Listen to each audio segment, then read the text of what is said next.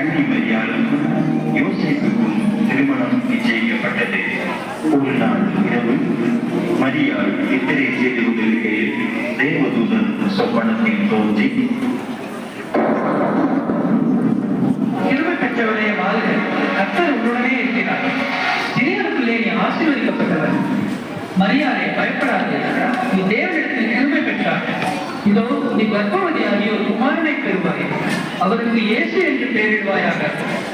அவர் பெரியவராய் இருப்பார், உன்னதமானவரின் குமாரன் எனப்படுவார். கர்த்தராகிய தேவன் அவருடைய பிதாவாகிய தாவீதின் சிங்காசனத்தை அவருக்கு கொடுப்பார்.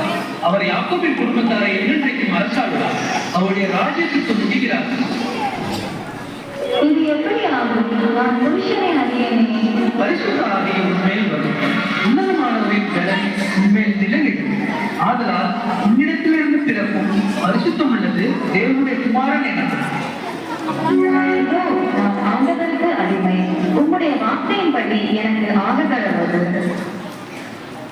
தனக்கு நியமிக்கப்பட்ட மரியாள் கர்ப்பவதியாய் இருப்பதை யோசேப்பு அறிந்தார். ஆனால் யோசேப்பு நீதிமானாய் இருந்து அவளை அவமானப்படுத்த மனதில்லாமல் ரகசியமாய் அவளை தள்ளிவிட யோசனையாய் இருந்தான். அன்று இரவு தேவதூதன் யோசேப்புக்கு சொப்பனத்தில் தோன்றி, தாவீதின் குமாரனாகிய யோசேப்பே, உன் மனைவியாகிய மரியாதை சேர்த்துக் கொள்ள ஐயப்படாது. அவளுக்கு உற்பத்தியாயிருக்கிறது பரிசுத்த ஆவியினால் உண்டானது. அவள் ஒரு குமாரனை பெறுவாள், அவருக்கு இயேசு என்று பெயரிடுவாயாக. ஏனெனில் அவர் தமது ஜனங்களின் பாவங்களை நீக்கி அவர்களை ரட்சிப்பார்.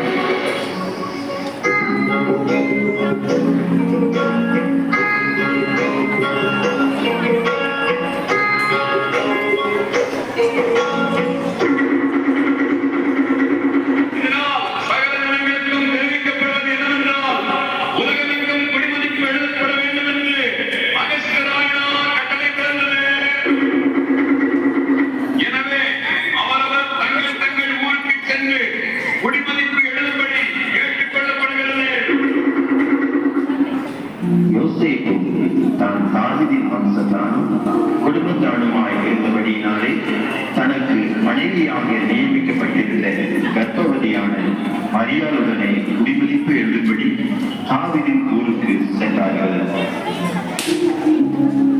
மரியாளுக்கு பிரசவ காலம் நெருங்கியது. சத்திரத்தில் போய் இடம் தேடினார்கள். ஐயா, என் மனைவி பிரசவ வழியாக எழுதப்படுகிறாள், உங்கள் சத்திரத்தில் இல்லை ஐயா.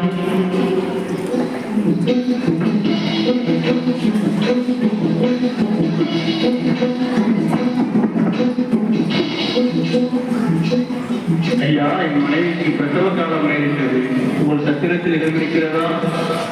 இடம் காலியாக இல்லையே. சத்திரத்தில் இடம் இல்லாததினால் அங்கிருந்த மாட்டு தொழுவத்திற்கு சென்றார்கள். அவள் தன் முதற் பேரான குமாரனை பெற்றெடுத்தாள்.